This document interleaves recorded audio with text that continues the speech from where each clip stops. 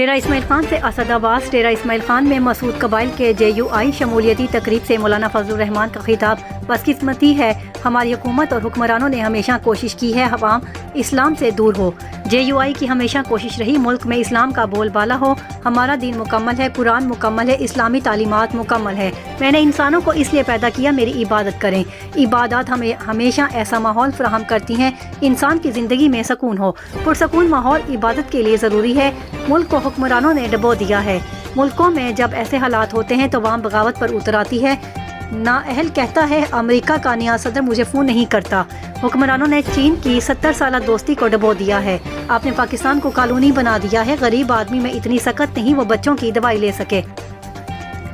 بجلی اتنی مہنگی ہے غریب بل نہیں دے سکتا۔ آج عوام بچے فروخت کرنے پر مجبور ہے۔ نااہلوں کو لا کر بین الاقوامی ایجنڈے کی تقویت ملی ہے۔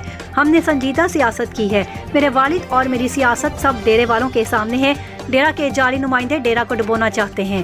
بنگلہ دیش سمیت دیگر ممالک کی معاشیات بھی ہم سے آگے ہیں۔ یہ چھوٹے موٹے ایجنڈے پہ نہیں آیا تھا۔